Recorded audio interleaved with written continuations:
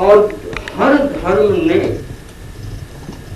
एक शब्द या मंत्र को ईजाद किया है। क्यों? ऐसा मेरा सोचना है कि मंत्र उस महापुरुष का आध्यात्मिक विग्रह होता है। जैन शास्त्रों में ऐसा बताया गया है कि जो नमोकार महामंत्र, जो जैन साधना एवं दर्शन का मूल बीज है, उसमें अरहत, सिद्ध, आचार्य, उपाध्याय और संत पुरुषों को नमन किया गया है। लेकिन उसमें बताया गया है कि जो अरहत आत्माएं निर्वाण को प्राप्त हो जाते हैं, वो अपने पीछे मंत्र के रूप में, शब्द के रूप में आध्यात्मिक विग्रह छोड़ जाते हैं।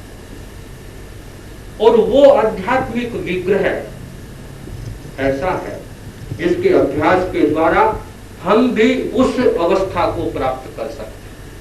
तो यानी उस परम तत्व के साथ संवाद करने का सीधा जो साधन है वो है शब्द और नाद। शब्द की रचना के पीछे नाद प्रमुख होता है। वैसे तो हमारे यहाँ कहा गया अमंत्रम अक्षरम नास्ति, ऐसा कोई अक्षर नहीं जो अपने में मंत्र न हो। पर मंत्र कैसे बनता है, अक्षर, यही महत्वपूर्ण होता है। वो जो अक्षरों की संयोजना है वो उस साधना पद्धति और उसके साथ संपूर्ण दर्शन के आधार पर उसकी संरचना होती है, उसकी संयोजना होती है। जैन चिंतन में आत्मा की ही परम अवस्था को परमात्मा माना गया, परम आत्मा। और वो परम अवस्था कौन सी है? जब वह राग, द्वेष, मोह, इससे जब वो मुक्त हो जाती है तो वो परमात्मा बन जाती है।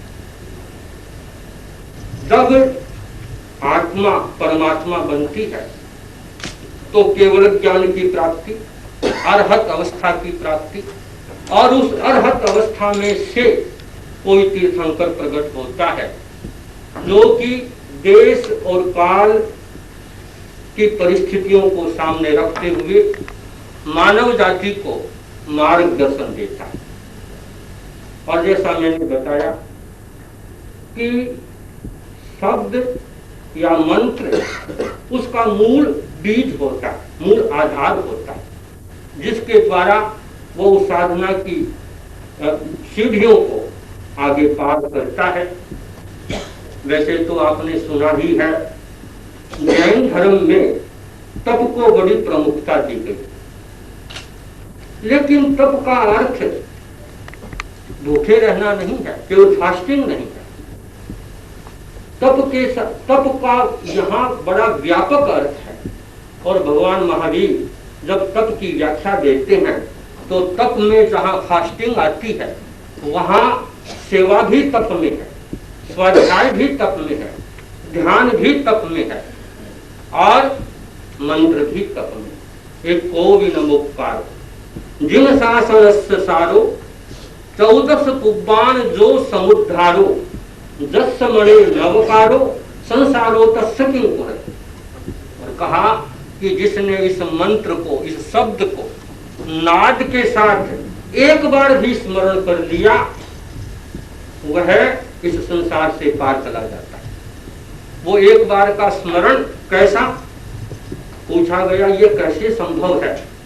तो कहा देखो, जिस मकान में अंधेरा हो और 100 वर्षों का अंधेरा हो, वहां आप गए और आपने मोमबत्ती जलाई। मोमबत्ती जलने के बाद क्या अंधेरा टिकेगा? कभी संभव नहीं।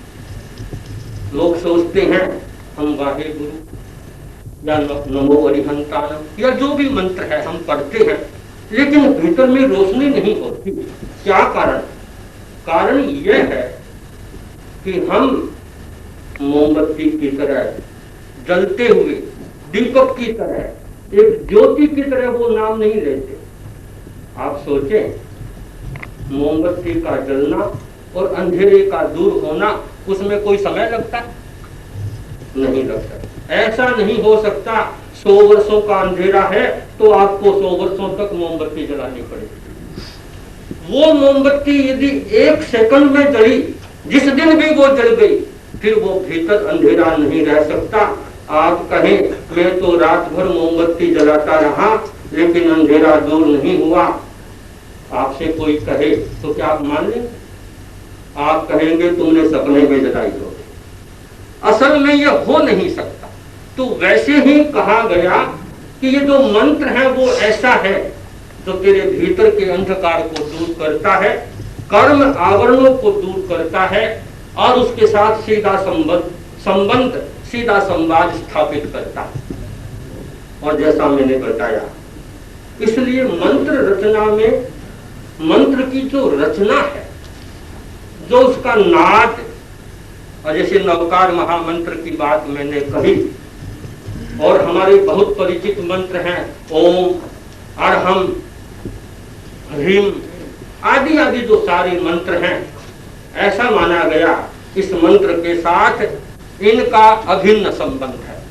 ओम के बारे में तो हमारे सभी भारतीय धर्मों ने, सभी भारतीय साधना पद्धतियों ने ओम की महिमा को स्वीकार किया।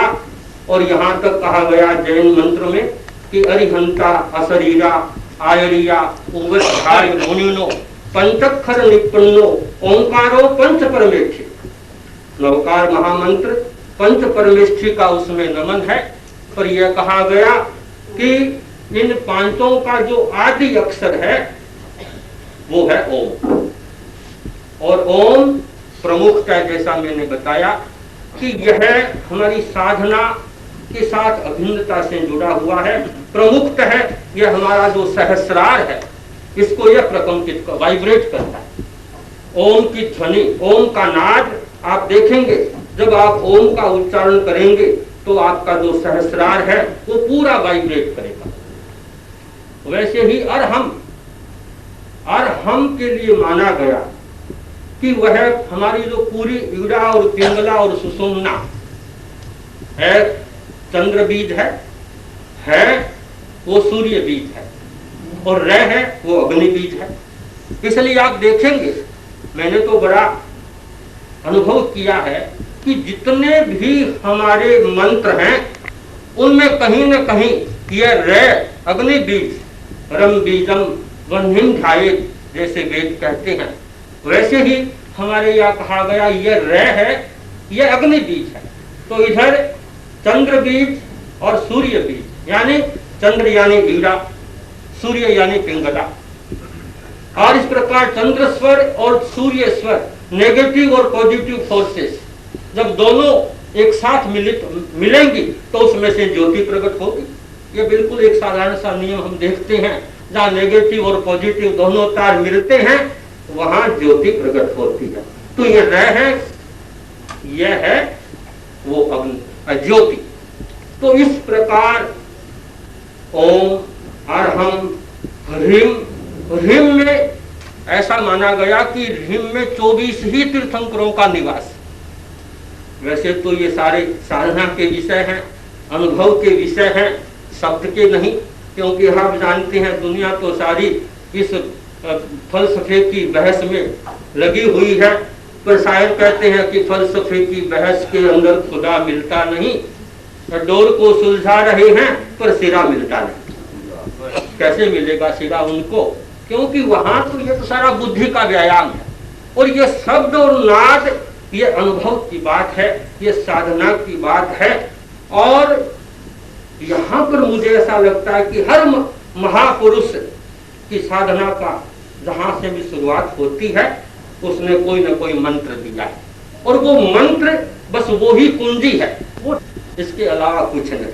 लेकिन मंत्र है वो चाबी है जिसके द्वारा जो महापुरुषों ने, जो संत पुरुषों ने, जो तीर्थंकरों ने, गुरुओं ने, अवतारों ने, कुछ भी नाम कहे हम, उन्होंने जो साधना का भेद पाया उस भेद की चाबी वो उस मंत्र में दे जाते हैं कि यह लो मंत्र, इसके द्वारा तुम इस महल को खोलो तो सब कुछ मिलेगा, और नहीं खोलना है, केवल प्रस्ताव ही पास करना है, केवल भाषण ही देना है, तब तो कुछ नहीं होना है। मुझे तो बहुत बार ऐसा लगता है कि आज हालत यह है, रोशनी की मसाले वो हथियाए हुए हैं जिनके चारों ओर अंधेरे छाए हुए हैं। रोशनी की मसाले वो हथियाए हुए हैं जिनके चारों ओर अंधेरे छाए हुए हैं, छुपाए हुए हैं, जो अपने असली चेहरों को वो ही सर पर आसमान उठाए हुए हैं। तो यह जो स्थिति है, मैं समझता हूं इसमें एक मोड़ आए, इस दृष्टि से यह गोष्ठी एक महत्वपूर्ण भूमिका निभाए, इसके लिए मैं अपनी कामना करता हूं। मात्र थोड़ा सा बदलने की जरूरत है। नजर को बदलिए, नजारे बदल जाएंगे। नजर को बदलिए, नजारे बदल जाएंगे। सोच को बदलिए, सितारे बदल जाएंगे। कश्तियां बदलने का कोई लाभ नहीं, दिशा को बदलिए, किनारे बदल जाएंगे। तो मैं समझता हूं